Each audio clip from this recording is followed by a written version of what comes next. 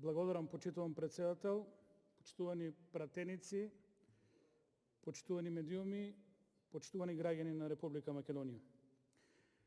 Пред нас е предлог закон за изменување и дополнување на Законот за јавни предпријатија и одма на почетокот да бидам едноставен, прашањето на овој закон е и тоа што го уредува, дали управните и надзорните одбори си ја завршуваат работата или не.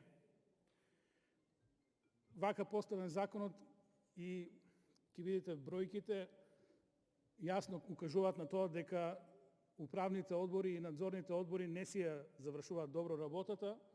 Тоа го увидел и предлагачот на законот и констатира дека нема потреба од толку голем број на членови во тие одбори и дека паушалите на тие членови се незаслужени, односно треба да се стават во една рамка и да се намалат. Тоа што го нуди овој закон има и добри одредби, тоа е мерит процедурата, значи ќе има конкурс, услови на конкурсот и тоа е добро, но овде има и членови кои се дискутабилни и секако ќе ги разговараме на матична комисија. Намалувањето на бројот на членови на управни и надзорни одбори и тоа мислам дека е добар потек, затоа што на моменти изгледаат и прегломазни. Сега намалувањето на паушалите на членовите на управните и надзорните одбори и тоа е според мене дискутабилно. Јасно е, ако не работат, нема зошто да земаат паушали. Меѓутоа, од друга страна се поставува прашањето дали тоа е решењето.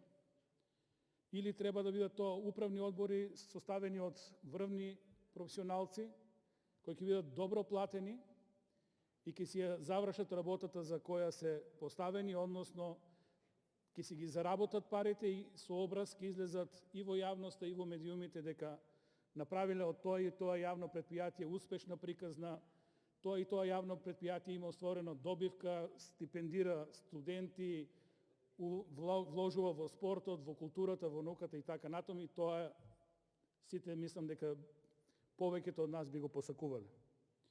Меѓутоа, состојбата не е ни оддалеку розова. Имаме 100% партизација на јавните предпријатија, политички се ставаат менаџери, директори, политички се ставаат членови на управните одбори и сите тие по линија одработуваат за политиката, односно така како што ќе биде наложено. Вака поставени работите секако дека не се добри и за поздравување обидот на Министерство за економија да ги подобри работите, меѓутоа за некои работи ќе треба да подискутираме. Зашто не си го одработуваат тоа што треба управните и надзорните одбори? Затоа што сите своји дејања ги поврзуваат со политиката. Тоа што ќе го сработат, дали ќе сменат правилник, дали ќе сменат цена на некој производ или ќе разрешат директор ако некој од директорите забега на политиката, тоа никогаш не е одлука на самите членови на управните одбори, туку некој тоа им го наложува. За жал, се почесто имаме управни и надзорни одбори каде што членовите немаат стручност, немаат интегритет и немаат критичност кон процесите и појавите. Дека ова што го зборувам не е случајност и не зборувам напамет, извадив една табела каде што се гледат резултатите од работењето на тие јавни предпријатија, акционерски друштва и така натаму. Ги има 29 поголеми во државата и тука целиот јавен имот на некој начин се стопанисува со тие предпријатија. Бројките се поразителни. Готово да не остваруваме никаков профит од јавното добро, туку ќе истрошиме некои фантастични 590 милиона евра за трошоци, колку што ги приходуваме од овие јавни предпријатија, односно на крајот имаме резултат нула. Има и позитивни приказни, меѓутоа и тие позитивни приказни се релативни, иако дел од тие прават профити. Ќе ги земам државни патишта, патарините нормално дека ќе прават профити. ја знаеме цената на патарините и колку возила поминуваат. Остварува профит и државна лотарија, остварува профит стамбен и деловен простор, остварува профит службен весник и некои помали јавни предпријатија. Меѓутоа, тоа е многу мал број на позитивни случаеви и нивната добивка, а тука се патарината, лотарија, стамбен деловен простор, само ја компензира загубата на останатите јавни предпријатија каде што правиме огромни загуби. А тука се електрани на Република Македонија, МЕПСО, Железница, Македонски шуми, Стрежево, аеродроми, Борис Трајковски салата, водостопанство Лисиче, национални енергетски ресурси, нафтовод и така натаму и така натаму. Значи сите тие работат со огромни загуби кои се лоши приказни во Република Македонија. Сега јавно поставувам прашање.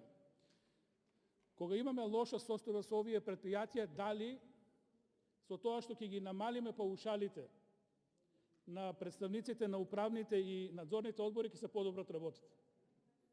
Според мене не. Дел од тие управни и надзорни одбори можеби ќе бидат и уште по-неатрактивни за вистински стручњаци и ќе бидат само примамливи за некој кој ќе се задоволи со тој помал паушал и ќе продолжи нормално да ја следи политиката. Се доведуваме во ситуации да јавните ресурси, вака менаџирани со години, не амнестирам никој наназад, ги доведеме во ситуација да политиката слободно ќе каже ајде да приватизираме. Имавме најави за приватизација на земја, приватизација на електрани на Македонија, приватизација на нафтоводот, приватизација на шуми, приватизација на пошта и така натаму и така натаму.